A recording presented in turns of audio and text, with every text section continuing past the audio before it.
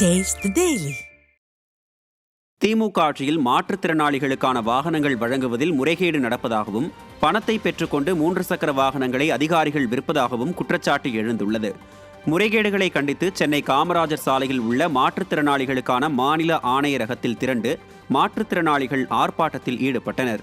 பின்னர் செய்தியாளர்களை சந்தித்த மாற்றுத்திறனாளி சமூக நீதி இயக்கத்தின் மாநில பொதுச் செயலாளர் கரூர் சே கந்தசாமி, மாற்றுத்திறனாளிகளுக்கு அரசு வழங்கும் வாகனங்கள் மற்றும் உபகரணங்கள் முறையாக வழங்கப்படாததை கண்டித்து மாற்றுத்திறனாளிகளை திரட்டி தலைமைச் செயலகத்தில் ஆர்ப்பாட்டத்தில் ஈடுபடுவோம் என எச்சரித்தார். முறைகேடு மருத்துவக்குழு கூட கூட்டு சேர்ந்துக்கிட்டு இதை நடத்திட்டு இருக்காங்க. இதை பார்த்திங்கன்னா உடனடியாக தீர்வு செய்ய வேண்டும். இதை தீர்வு செய்யாட்டினா நாங்கள் அனைத்து தொழிற்சங்கத்தையும் கூட்டி, மாற்றுத்திறனாளி தொழிற்சங்கத்தையும் கூட்டி தலைமைச் செயலகத்துக்கு முன்னாடி ஒரு மாபெரும் ஒரு கண்டன ஒரு ஆர்ப்பாட்டத்தை நடத்தி இந்த தீர்வை ஏற்படுத்திக் கொள்வோம். இதை கரூர் மாவட்டத்தில் 15 நாளுக்குள்ளே அந்த வண்டியை கொடுக்காட்டினா எங்களோட மாற்றுத்திறனாளி அலுவலகத்தினால் கொடுக்கப்பட்ட அனைத்து மாற்றுத்திறனாளி புத்தகத்தையும் கொண்டு போய் ஒப்படைச்சிருவோம்.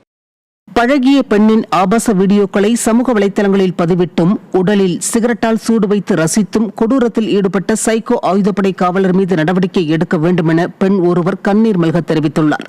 சென்னை தண்டையார்பேட்டை பகுதியைச் சேர்ந்த பெண் ஒருவர் திருமணமாகி குழந்தைகள் உள்ள நிலையில் கருத்து வேறுபாடு காரணமாக கணவனை பிரிந்து வாழ்ந்து வருகிறார். இந்த நிலையில் தன்னிடம் பேஸ்புக் மூலமாக பழகிய புதுப்பேட்டை ஆயுதப்படை காவலரான பிரபாகரன் என்பவருடன் திருவல்லிக்கேணியில் தனியாக வசித்து வந்த நிலையில் அவர் எந்த நேரமும் போதைப் பழக்கத்தில் ஈடுபட்டு தனது உடலில் சிகரெட்டால் காயங்கள் ஏற்படுத்தியதாக சென்னை பெருநகர காவல் ஆணையரிடம் புகார் அளித்தும் எந்த நடவடிக்கையும் இல்லை என வேதனை தெரிவித்துள்ளார். ஏஆர் போலீஸா இருக்கான், MT1ல இருக்கான், ஏஆர் போலீஸா இருக்கான். இது வரைக்குமே எம்டி போலீஸா இருந்துட்டு அங்க இருக்க ஆர்ஐயும் சரி டிசியும் சரி எந்த ஸ்டெப்புமே எடுக்காம, அவனை சஸ்பெண்டும் பண்ணாம, எந்த ஆக்ஷனும் எடுக்காம தான் வச்சிருக்காங்க. நீ இந்த இடத்துல இங்கெல்லாம் சூடு. ஐயோ, அவன் மேலே எல்லா எவிடன்ஸும் இருந்து இப்போ வரையும் அவன் மேலே எஃப்ஐஆரும் போட்டு ஆனால் அரெஸ்ட் பண்ணல. ஏன் அரெஸ்ட் பண்ணலன்னு கேட்டால் டிபார்ட்மெண்ட் வைஸாக எனக்கு இன்னும் ஆர்டர் வரல.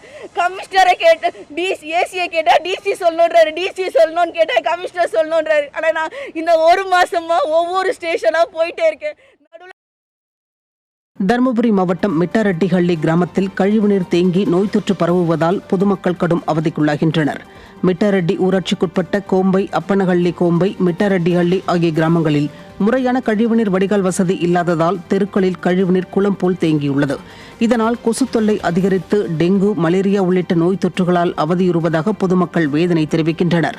இதுகுறித்து பலமுறை புகார் அளித்தும் ஸ்டாலின் அரசின் மாவட்ட நிர்வாகம் எந்த நடவடிக்கையும் எடுக்காமல் அலட்சியமாக உள்ளதாக பொதுமக்கள் குற்றம் சாட்டுகின்றனர். அடிப்படை வசதியான கழிவுநீர் கால்வாய் கூட ஏற்படுத்தி தராமல் உள்ளாட்சியில் நல்லாட்சி என ஸ்டாலின் அரசு வெற்று விளம்பரம் செய்வதாக மக்கள் குற்றம் சாட்டுகின்றனர். சாகர் தண்ணி வர்றது, கிளேஜ் தண்ணி வர்றதுனால எங்களுக்கு ரொம்ப இடைஞ்சலாக இருக்குது. குழந்தை குட்டிங்களெல்லாம் வச்சுனுக்க முடியல. டெய்லி காய்ச்சல் வந்துடுச்சுன்னா கூட்டின்னு போகணும் ஹாஸ்பிட்டலுக்கு. பாரு, எனக்கே கூட தான் இது மாதிரி மலேரியா வந்துட்டு நானும் இப்போ 10 நாளாக படுத்துட்டு தான் இருந்தேன். அதனால நாங்கள் எங்கெங்கே போய் கேட்டோங்க, யாரும் நடவடிக்கை எடுக்கல. எம்எல்ஏ கிட்ட போய் மனு கொடுத்தாச்சு, கலெக்டர் கிட்ட மனு கொடுத்தாச்சு, வீடியோ கிட்டையும் கொடுத்தாச்சு. அதனால இங்கே பாரு ஏரி உடஞ்சி போச்சுன்ட்டு அங்கே வந்தாங்க. அவங்க கிட்டையும் எங்கள் பையன் எடுத்து போய் மனு கொடுத்தான்.